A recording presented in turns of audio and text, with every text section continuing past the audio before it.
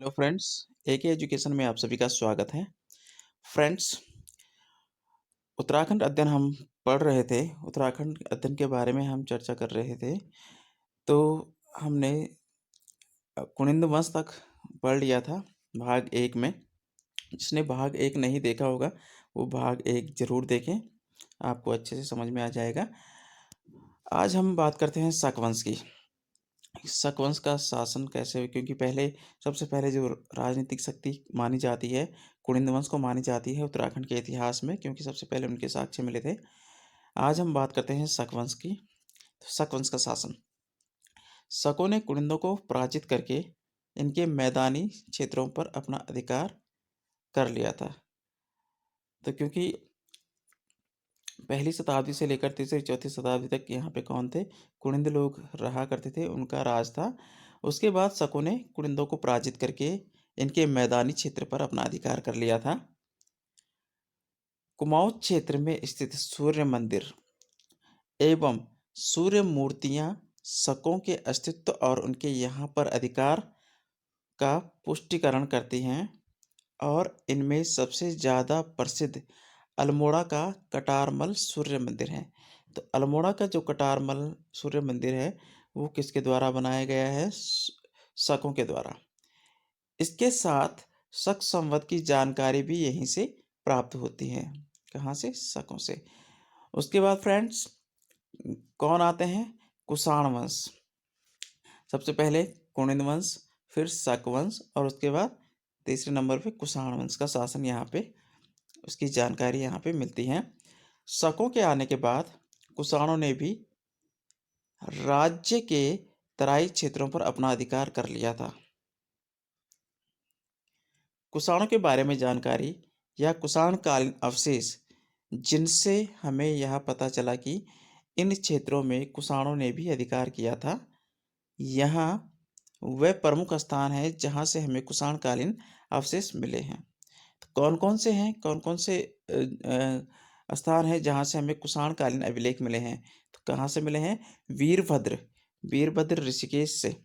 कई बार प्रश्न पूछा जाता है कि वीरभद्र कहाँ पे है? ऋषिकेश में। मोरध्वज, कोटद्वार और गोविसाण काशीपुर। तो ये आपको ध्यान रखना पड़ेंगे। मोरध्वज कहाँ पे है? कोटद्वार में। गोविसाण कहाँ पे? काशीपुर में। गोविसाण का उल्लेख करते हुए कांति प्रसाद नोटियाल, केपी नोटियाल द्वारा अपनी पुस्तक आर्कियोलॉजी ऑफ कुमाऊं में उन्होंने बताया कि गोविसाण कुषाणों का प्रमुख नगर था। गोविसाण किसका प्रमुख नगर था? कुषाणों का। किसने बताया? केपी जोशी द्वारा अपनी पुस्तक आर्कियोलॉजी ऑफ कुमाऊं में उन्होंने बताया कि गोविसाण कुषाणों का प्रमुख नगर था। कनिष्क प्रथम, जो कुषाण वंश के प्रतापी राजाओं में से एक थे, उनकी नाणक स्वर्ण मुद्राएं काशीपुर से प्राप्त हुई हैं। 1972 में 44 स्वर्ण मुद्राएं मुनि की रेती से प्राप्त हुई हैं। कुषाण कालीन जो स्वर्ण मुद्राएं थी, 1972 में 44 स्वर्ण मुद्राएं मुनि की रेती से प्राप्त हुई हैं, और 7 कुषाण स्वर्ण मुद्राएं खटिमा के पास कंचनपुरी से प्राप्त हुए हैं। नेक्स्ट, उत्तराखंड के इतिहास में कुनिंद वंश के समकालीन एक और वंश का नाम आता है, जिसका नाम है योधे वंश। तो ये क्या है दोस्तों? समकालीन है। योधे वंश क्या है? किसके समकालीन है? कुनिंद वंश के समकालीन। योधे वंश को कुनिंद वंश के समकालीन, यानी कि एक समय पर घटित माना जाता है। जैसे कि किसी स्थान पे कुनिंद वंश रहे होंगे और कहीं दूसरे स्थान पे योधे वंश रहे होंगे, तो इसको समकालीन कहा जाता है। तो उन्हीं के काल में इनका भी शासन था, योधे वंश का। इसकी जानकारी हमें इस वंश की मुद्राओं से प्राप्त होती हैं, जो जौनसार, बाबर, देहरादून और कालो डांडा पौड़ी से प्राप्त हुई हैं। तो जौनसार, बाबर, देहरादून में, और कालो डांडा कहाँ पे है? पौड़ी में। ये भी आप याद रखेंगे। और किसकी जानकारी मिलती है हमें? योधे वंश की जानकारी। राजा शील वर्मन द्वारा बाड़वाला यज्ञ वेदिका का निर्माण करवाया गया और बाड़वाला विकास नगर देहरादून के पास स्थित है। ठीक है। राजा शील वर्मन द्वारा बाड़वाला यज्ञ वेदिका का निर्माण करवाया गया और बाड़वाला कहाँ पे है? विकास नगर देहरादून के पास स्थित है। कुछ इतिहासकारों के अनुसार ये कुनिंद वंश के थे और कुछ इतिहासकारों के अनुसार ये योधे वंश के थे। कौन? राजा शील वर्मन। तो राजा शील वर्मन को कुछ इतिहासकार कुनिंद वंश का मानते हैं, कुछ इतिहासकार योधे वंश का मानते हैं। राजा शील वर्मन ने तीसरी सदी में एक अश्वमेध यज्ञ करवाया था। उसके दौरान उन्होंने इस बाड़वाला यज्ञ वेदिका का निर्माण करवाया था। तो ये जो शील वर्मन है, इन्होंने अश्वमेध यज्ञ करवाया था, उसके बाद इन्होंने बाड़वाला यज्ञ वेदिका का निर्माण करवाया था। जैसा कि हमने आपको बताया कि शकों ने कुनिंदों के मैदानी क्षेत्रों और कुषाणों ने कुनिंदों के तराई क्षेत्रों पर अधिकार किया। शकों ने कुषाणों के मैदानी क्षेत्रों पे और कुनिंदों ने तराई क्षेत्रों पर अधिकार कर लिया था, परंतु उन्होंने कुनिंदों को पूर्ण रूप से नहीं हराया था और कुनिंद अब भी काफी क्षेत्रों पर शासन कर रहे थे। समय के साथ साथ कुनिंद शासक अपनी शक्तियों को बढ़ाते हैं और शकों व कुषाणों को पराजित कर उन्हें उनके क्षेत्रों से भगा देते हैं। शकों व कुषाणों को पराजित करने के बाद कुनिंद उन क्षेत्रों में वापस आ जाते हैं और कीर्तिपुर नामक एक नए राज्य की स्थापना करते हैं। अब समय के साथ साथ कुनिंद फिर से वापस आते हैं और कीर्तिपुर नामक एक राज्य की स्थापना करते हैं। अब बात करते हैं कीर्तिपुर राज्य। कुनिंद शासक कीर्तिपुर राज्य की स्थापना करते हैं और इस राज्य के अंतर्गत रुहेलखंड, हिमाचल प्रदेश और उत्तराखंड का उत्तरी भाग आता था। अधिकांश इतिहासकारों के अनुसार कीर्तिपुर राज्य की स्थापना कुनिंदों द्वारा ही की गई है। गुप्त साम्राज्य के राजा समुद्रगुप्त के दरबारी कवि हरिसेन द्वारा रचित प्रयाग प्रशस्ति में कीर्तिपुर राज्य को गुप्त साम्राज्य की उत्तरी सीमा पर स्थित एक अधीन राज्य बताया है। तो किसने लिखा है? ये कवि हरिसेन द्वारा रचित प्रयाग प्रशस्ति में। ये भी याद रखना पड़ेगा कि राजा हरिसेन किसके दरबार में थे? तो गुप्त साम्राज्य के राजा समुद्रगुप्त के दरबार में थे और इनके द्वारा रचित प्रयाग प्रशस्ति में कीर्तिपुर राज्य को गुप्त साम्राज्य की उत्तरी सीमा पर स्थित एक अधीन राज्य बताया गया है।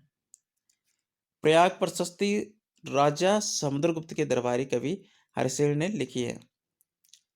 अब उसके बाद कौन आते हैं? कीर्तिपुर में नागवंश का शासन। ये 5वीं से 6वीं शताब्दी तक इनका शासन रहा है।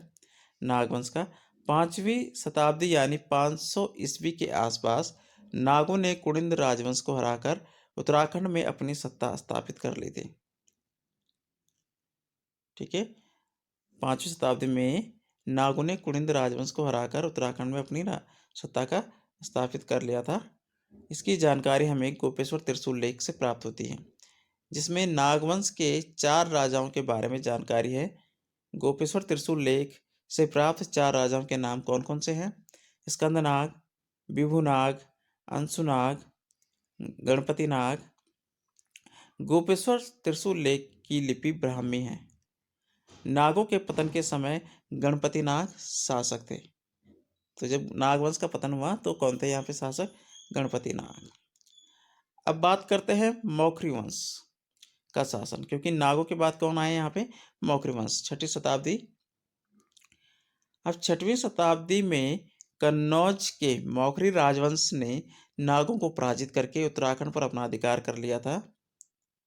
गुप्त साम्राज्य या गुप्त वंश के पतन के बाद मौखरी वंश की स्थापना हुई थी और इनकी राजधानी कन्नौज थी। कन्नौज का प्रथम मौखरी शासक हरिवर्मा था और मौखरी वंश का आखिरी शासक गृहवर्मा था। राजा हर्षवर्धन के दरबारी कवि और लेखक बाणभट्ट द्वारा रचित हर्षचरित में उन्होंने बताया है कि राजा हर्षवर्धन ने कन्नौज पर आक्रमण करके गृहवर्मा की हत्या की थी।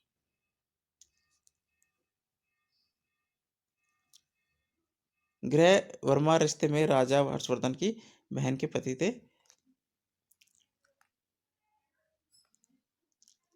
लेकिन फ्रेंड्स, इसमें भी अलग-अलग इतिहासकार अलग-अलग मानते हैं कि ग्रह वर्मा की हत्या हर्षवर्धन ने नहीं की थी।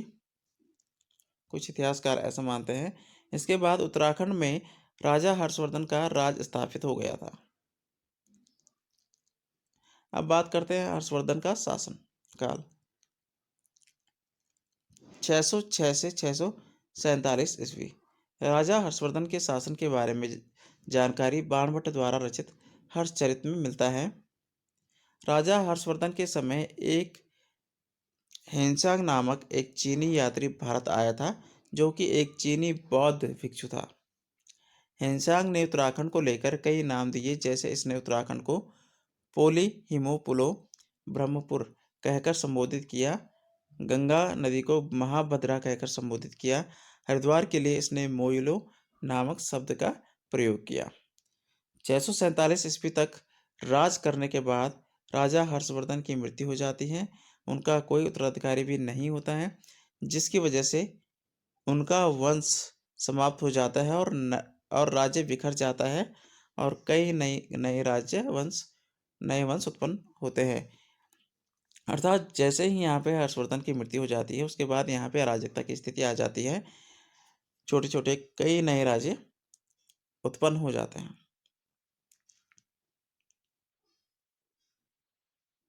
तो फ्रेंड्स, इस वीडियो में इतना ही।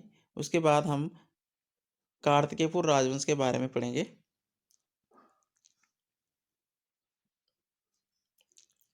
क्योंकि वीडियो ज़्यादा लंबा हो जाएगा, इसलिए इसको यहीं पे रोक देते हैं।